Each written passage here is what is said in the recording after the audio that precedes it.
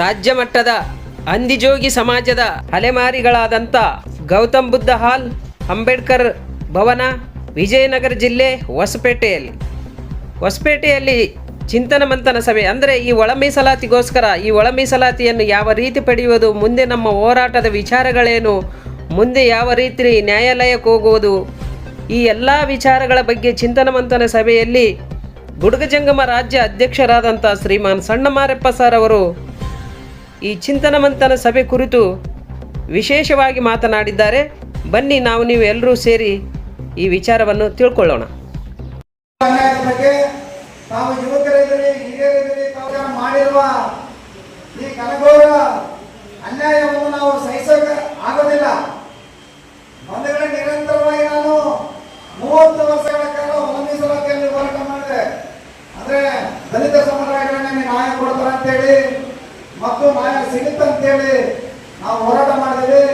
ಮೊನ್ನೆ 19ನೇ ತಾರೀಕು ನಡೆದಂತ ನಮಗೆ ಆಗಿರುವ ಅನ್ಯಾಯ, ಈ ರಾಜ್ಯ ಸರ್ಕಾರ ಎಲೆಕ್ಷನ್ ಸಂದರ್ಭದಲ್ಲಿ ಮಾನ್ಯ ಧೀಮಂತ ನಾಯಕರು 2013ರಲ್ಲಿ ಅಲೆಮಾರಿ ಕೋಶ ತಂದು ಅಲೆಮಾರಿಗಳಿಗೆ ನ್ಯಾಯ ಕೊಡುವಂತ ಧೀಮಂತ ನಾಯಕರು ಸನ್ಮಾನ್ಯ ಸಿದ್ದರಾಮಯ್ಯ ಅಂತ ನಾವು ನಂಬಿದ್ದೀವಿ. ಅದರ ಪ್ರಕಾರವೇ ನಾವು ಮೊನ್ನೆ ಎಲೆಕ್ಷನ್ ಅಲ್ಲಿ ಕೂಡ ಮನೆ ಮನೆ ತರಳಿ ಘೋಷಣೆ ಮಾಡಿದ್ರು.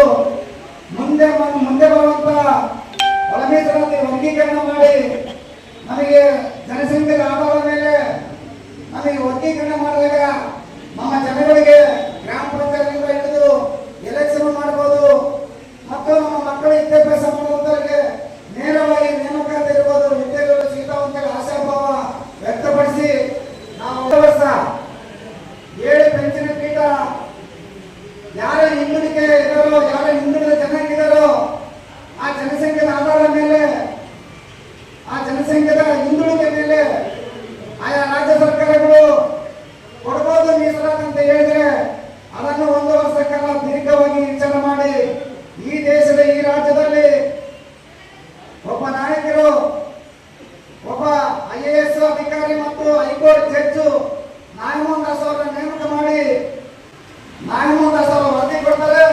ಆ ವರದಿಯಲ್ಲಿ ಎ ಗ್ರೂಪ್ನಲ್ಲಿ ಸುಮಾರು ನಮ್ಮ 40 ಜಾತಿಗಳಲ್ಲಿ ಒಂದು ಗ್ರಾಮ ಪಂಚಾಯತಿ ಮೆಂಬರ್ ಇಲ್ಲ, 40 ಸಮುದಾಯಗಳಲ್ಲಿ ಒಬ್ಬ IAS ಅಧಿಕಾರಿ ಇಲ್ಲ, ಯಾವುದೇ ಸಣ್ಣ ಪುಟ್ಟ ಹುದ್ದೆಗಳ ಸಾಲ ಮೆಟ್ಟಿಗಳು ಏನಿಲ್ಲ ಅಂತೇಳಿ ಸನ್ಮಾನ್ಯ ನಾಗಮೋಹನ್ ದಾಸ್ ಅವರು ವರದಿ ಕೊಡ್ತಾರೆ. ಆ ವರದಿ ಪ್ರಕಾರ ನಮಗೆಲ್ಲ ಸಂತೋಷವಾಗಿತ್ತು. ರಾಜ್ಯದಲ್ಲಿ ನಿಜವಾಗ್ಲೂ ನಮಗೆ ನ್ಯಾಯ ಸಿಗುತ್ತೆ ಅಂತ ನಾವು ಭಾವಿಸಿದ್ದೀವಿ. 19ನೇ ತಾರೀಕು 8:30 9 ಗಂಟೆಗೆ ಇವರ ರಾಜಕೀಯ ಕುರ್ಚಿ ಉಳಿಸಿಕೊಳ್ಳೋದಕ್ಕೆ ನಮ್ಮ ಅಲೆಮಾರಿಗಳು ಧ್ವನಿಯಾಗಿ ಮಾತಾಡೋರು ಯಾರು ಇದ್ದಿಲ್ಲ. ಅಲ್ಲಿ ನಮ್ಮ ಪರವಾಗಿ ಒಬ್ಬ MLA ಇಲ್ಲ.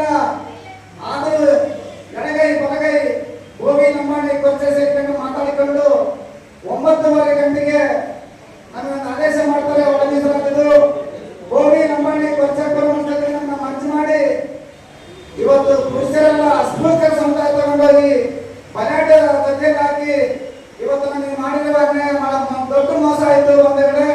ಹಾಗಾಗಿ ನಾನು 30 ದಿನಗಳ ಕಾಲ ನಿನ್ನೆ ರಾತ್ರಿ ಬಂದಿನ ಮನೆಗೆ ರಾಜ್ಯಾದ್ಯಂತ ಹಗಲು ರಾತ್ರಿ ಹೋರಾಟ ಮಾಡಿ ನಮಗೇನೋ ಕ್ಯಾಬಿನೆಟ್ ಅಲ್ಲಿ ಮಾಡಿ ಮತ್ತೆ ನ್ಯಾಯ ಸಿಕ್ತಂತ ಭಾವಿಸಿದ್ದೀವಿ.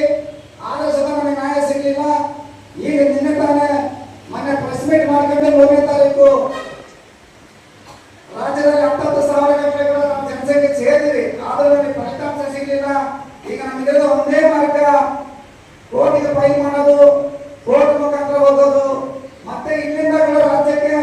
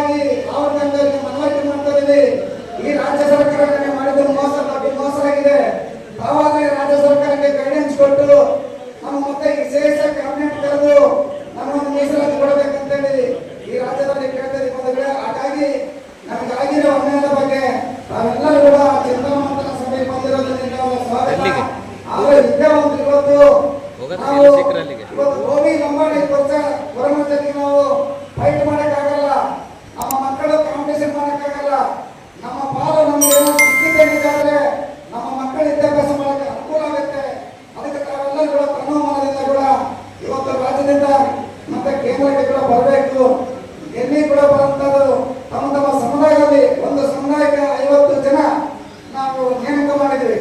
50 ಜನ ಕರ್ಕೊಂಡು ಆ ಸಮುದಾಯದವರು ಬರಬೇಕು ಎಲ್ಲಿಗೆ. ಹಾಗಾಗಿ ಇವತ್ತು ನಾವು ಸೋಮಯ್ಯ ಅವರಿಗೆ ಒಂದು ಪತ್ರ ಬರೆದಿವಿ. ಟ್ರೈನ್ ಬೇಕಾದ್ರೆ ನಮಗೆ ಉಚಿತವಾಗಿ ಕೇಳಿದ್ವಿ. ಒಂದು ವೇಳೆ ಟ್ರೈನ್ ಸಿಕ್ಕರೆ ಉಚಿತವಾಗಿ ಹೋಗಂದ್ರೆ, ಒಂದು ವೇಳೆ ನಮಗೆ ಅವಕಾಶ ಸಿಕ್ಕಿದ್ರೆ ನಾವು ನಮ್ಮ ದುಡ್ಡು ಅಂತ ಹೇಳಿ ನಾನಿವತ್ತು ಮತ್ತೊಂದು ಪತ್ರ ಚಳವಳಿ ಮಾತ್ರ ಒಂದು ಇದು ಕಳಿಸ್ತಾ ಇದ್ದೀವಿ. ರಾಹುಲ್ ಗಾಂಧಿ ಹೆಸರಿಗೆ ಇದು ನಿಮ್ಮ ಸಮುದಾಯದವರು ಕರೆಯಬೇಕು, ಇದನ್ನ ನೀವು ಪ್ರೋತ್ಸಾಹ ಮಾಡಬೇಕೆಲ್ಲ ಬರೆದು. ಹಾಗಾಗಿ ಇವತ್ತು ದೊಡ್ಡ ಮಟ್ಟದ ನಮಗೆ ಅನ್ಯಾಯ ಆಯಿತು. ಇನ್ನು ಮುಂದೆ ನಾವು ಅಲೆಮಾರಿಗಳಂತ ನಮ್ಮ ಅಷ್ಟು ಕೀಳು ಮಟ್ಟದ ಅವಶ್ಯಕತೆ ಇಲ್ಲ. ನಮಗೂ ಧೈರ್ಯ ಇದೆ, ನಾವು ಹೋರಾಟ ಮಾಡೋ ಶಕ್ತಿ ಇದೆ. ಅದಕ್ಕಾಗಿ ಇವತ್ತು ನಾಳೆ ಸೋಮವಾರ ದಿವಸ ಫೈಲ್ ಮಾಡ್ತಿದ್ದೀವಿ ಹೈಕೋರ್ಟ್ ಅಲ್ಲಿ. ಆ 10 ಜನಗಳು ಸೈನ್ ಮಾಡಿ ಹೈಕೋರ್ಟ್ ಅಲ್ಲಿ ಪಿಟಿಷನ್ ಹಾಕ್ತಾ ಇದೀವಿ. ಮತ್ತು ನಿರಂತರವಾಗಿ ಫ್ರೀಡಂ ಪಾರ್ಕ್ ಅಲ್ಲಿ ಹಗಲು ರಾತ್ರಿ ಧರಣಿ ನಡೆಸ್ತಾ ಇದೀವಿ. ಮತ್ತೆ ರಾಜ್ಯದೊಬ್ಬ ಕಂಟಿನ್ಯೂ ಮಾಡಿವಿ ನಮ್ಮ ನ್ಯಾಯ ಸಿಗೋ ತನಕ. ನಾಳೆ 17ನೇ ತಾರೀಕು ರಾಯಚೂರಲ್ಲಿ 10,000 ಜನಸಂಖ್ಯೆ ಸೇರ್ತಾ ಇದೀವಿ. 10,000 ಸಂಖ್ಯೆಯಿಂದ ಹಿಡಿದು ರಾಯಚೂರು 17ನೇ ತಾರೀಕು, 20ನೇ ತಾರೀಕು ಗುಲ್ಬರ್ಗ, 19ನೇ ತಾರೀಕು ಅಂತ ಇದು ಯಾದಗಿರಿ ಮಾಡ್ತಾ ಇದೀವಿ. ಹಾಗಾಗಿ ಬಂಧುಗಳೇ, ತಾವು ಯಾರು ಅನ್ಯತಾ ಭಾವಿಸಬಾರ್ದು. ನಾವು ದಯಮಾಡಿ ನಮ್ಮ ಹಕ್ಕು ನಾವು ಪಡೆಯೋ ತಕ್ಕನ, ನಾವು ಗೆಲ್ಲೋ ತಕ್ಕನ ಹೋರಾಟ ಮಾಡಬೇಕು. ಯಾಕಂದ್ರೆ ಈ ರಾಜ್ಯ ಸರ್ಕಾರ ಎಜಿ ಸದಾಶಿವ ಆಯೋಗ ಇರ್ಬೋದು, ಮಾಧುಸ್ವಾಮಿ ಕಮಿಟಿ ಇರ್ಬೋದು, HN ನಾಗಮೋಹನ್ ದಾಸ್ ಕಮಿಟಿ ಇರ್ಬೋದು, ಸ್ಪಷ್ಟವಾಗಿ ಹೇಳಿದೆ ಅಲೆಮಾರಿಗಳಿಗೆ 1% ಕೊಡ್ಬೇಕಂತೇಳಿ. ಅಂದ್ರೆ ಈ ರಾಜ್ಯ ಸರ್ಕಾರ ಕುರ್ಚಿಗೋಸ್ಕರ ರಾಜಕೀಯ ಲೆಕ್ಕಾಚಾರ ಇಟ್ಕೊಂಡು 5 ಲಕ್ಷ ಜನ ಏನು ನಮಗೆ ಓಟ್ ಹಾಕ್ತಾರೆ ಅಂತಂದೇಳಿ ನಮ್ಮ ಕಡೆಗಣಿಸಿದಾರ. ಹಾಗಾಗಿ ನಾವು ಇವತ್ತು ಕಡೆಗಣಿಸಿದ್ರೆ ನಾವು ಸುಮ್ಮನಿರಬಾರ್ದು. ನಾವು ದಿಟ್ಟವಾಗಿ ಹೋರಾಟ ಮಾಡಿ ನಮ್ಮ ಹಕ್ಕನ್ನು ನಾವು ಪಡೆಯತಕ್ಕನ ಹೋರಾಟ ಮಾಡ್ಬೇಕಂತೇಳಿ ನಮ್ಮೆಲ್ಲರಿಗೂ ನಾನು ಕೈ ಜೋಡಿಸಿ ನಮಸ್ಕಾರ ಮಾಡ್ತಾ ಮನವಿ ಮಾಡ್ತಾ ಇದ್ದೀನಿ. ನನಗೆ ಮಾತನಾಡಕ್ಕೆ ಅವಕಾಶ ಮಾಡಿಕೊಟ್ಟಂತ ನಮ್ಮೆಲ್ಲ ನಾಯಕರಿಗೆ ನಾನು ವಂದಿಸಿ ನನ್ನ ಮಾತನ್ನು ಮಾಡ್ತೇನೆ. ಜೈ ಹಿಂದ್. ಒಂದು ಸಮಿತಿಯನ್ನ ನೀವೇ ತಗೊಳ್ಳಿ, ನಾವು ರಾಜ್ಯ ತಗೊಂಡ್ಬಿಡ್ತೀವಿ. ನಿಮ್ಮ ಜೊತೆಗೆ ನಿಮ್ಗೆ ಬೇಡ ಯಾಕಂದ್ರೆ